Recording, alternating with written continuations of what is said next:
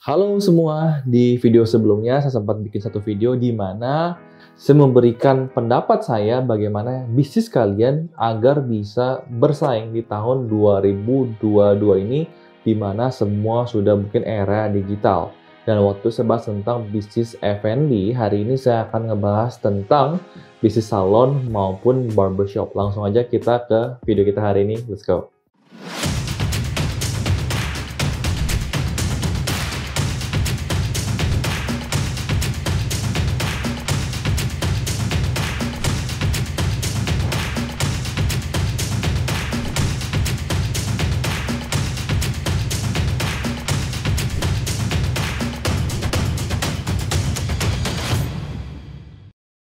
Buat kalian yang baru pertama kali main ke channel ini, salam kenal dulu, nama saya Yusuf Arifin Yusef. Biasanya di channel ini saya share tentang bisnis, tentang investasi, tentang properti, maupun tentang pasar saham.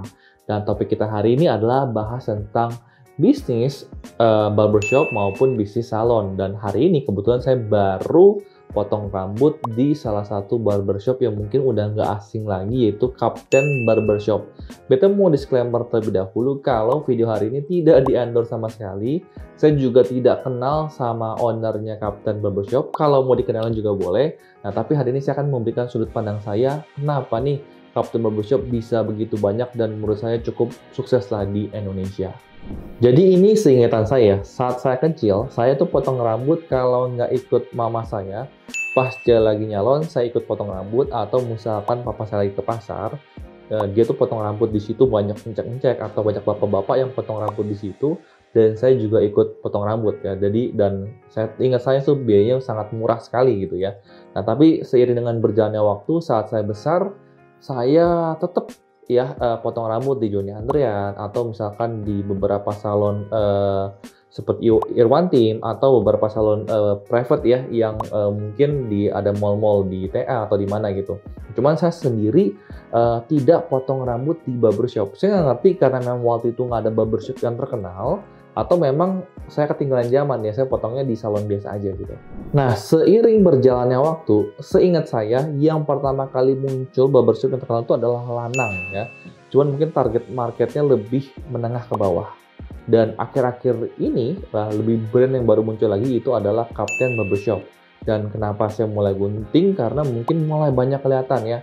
Di dekat kantor saya di Taman Ditamas ada, dulu tempat saya tinggal di Green Lake ada, di dekat daerah rumah saya sekarang di Green Garden, di Greenfield juga ada. Jadi mulai kelihatan di mana-mana ada. Jadi saya mulai potong rambut. Jadi seingat saya tuh harganya 60.000 dulu. Sekarang saya baru potong di hari ini, saya potong di Greenfield harganya 70.000. Nah, apa sih yang menarik? Kenapa saya bisa balik ke sana? Dan ini menurut saya pribadi. Yang menarik menurut saya yang pertama itu adalah kalau kita dulu mau potong rambut dan cuci rambutnya itu kita harus ke satu tempat ya, biasanya ada 2 atau 3 tempat cuci rambut, dan di situ ya udah kita cuci rambut.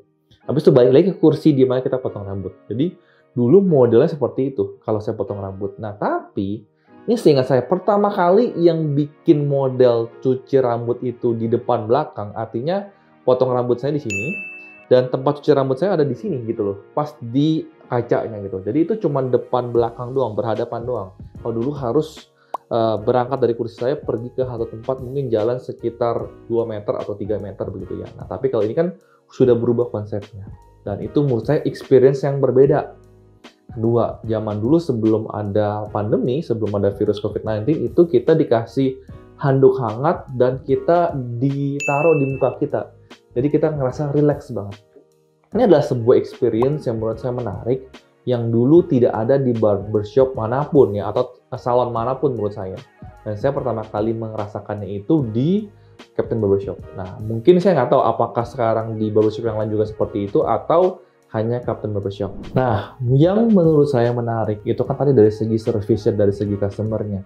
Nah, sekarang bagaimana kalau kita sekarang beralih ke sudut pandang menjadi investor atau sudut pandang menjadi seorang businessman, oke, seorang entrepreneurs. Nah, di mana menurut saya menarik di sini adalah ini si Kapten Barbershop, dia udah jelas dari salon yang mungkin global, sekarang dia fokus ke pria saja, ke barbershop doang. Ya, customernya udah jelas banget. Sekarang dia mengerucut gitu ya. Nah, berarti kan ada yang mikir, Kalau gitu customer base saya bakal lebih berkurang dong daripada saya buka salon. Mungkin iya, tapi spesifik karena mungkin kebutuhan pria dengan kebutuhan wanita itu berbeda. Itu menurut saya yang menarik pertama. Kedua, dari desain yang disediakan dari Captain Barbershop, warnanya maco gitu ya, hitam, putih, bersih, dingin ya, dimana tempatnya nyaman, tempat duduknya nyaman, jadi kita bisa ngerasakan sebuah ini tempat memang buat cowok, jadi cowok pas sampai ke sana tuh nyaman, sesuai dengan target marketnya. Kalau kita mungkin ke salon, itu kan lebih general, lebih global, jadi kita ke sana ya mungkin rasanya biasa-biasa aja. Tapi kalau kita ke barbershop, itu kayaknya ini tempat gua banget gitu ya. Hal yang menarik yang mungkin kita bisa pelajari juga dari Captain Barbershop ini, yaitu sekarang dia meluncurkan pomade dengan brand Captain Barbershop ini. Jadi itu adalah sebuah income yang menurut saya lumayan, selain daripada dia menjual jasa potong rambut atau jasa hair spa dia. Jadi produk ini dan dia bisa distribusikan ke seluruh outlet Captain Barbershop-nya dia. Lalu, apa yang kita bisa pelajari dari study case Captain Barbershop ini? Ambil contoh misalkan saya beralih ke customer-nya adalah wanita. Saya ingin buka salon. Bagaimana saya tidak langsung head to head dengan salon yang sudah ada atau seperti Irwan Tim atau seperti mungkin Johnny Andren yang sudah terkenal. Oke, ini adalah sudut pandang saya pribadi, bisa jadi benar, bisa jadi salah. Kita coba bareng-bareng diskusi aja ya. Saya mencontoh misalkan, service apa sih yang ada di salon? Misalkan potong rambut, creambath, ngeblow, dan lain-lain misalkan. Pedicure atau yang lain-lain gitu ya. Nah, biasanya istri saya kalau ke salon bisa habis 100-200 ribu. Oke, nah bisa nggak kita meruncut, kita spesifikkan, kita bikin satu kategori baru, customer kita adalah wanita yang pingin servisnya cepat dengan harga terjangkau. Jadi kita cut service untuk creambath, kita cut untuk service untuk ngeblow, spesifik cuma potong rambut. Dan harganya ini affordable, sekitar 60.000 sampai 70.000. Jadi mungkin kita punya target market yang berbeda. Jadi kita nggak langsung head to head dengan salon yang sudah ada. Nah, itu adalah sudut pandang saya, belum tentu benar, tapi bisa menjadi pembelajaran buat kita semua. Dan apabila kalian suka video ini, silahkan support saya dengan tekan tombol subscribe, lonceng tekan, dan juga main ke Instagram saya di Yusuf Arifin Yusef. Sampai ketemu di video berikutnya. Salam cuan dan bye-bye.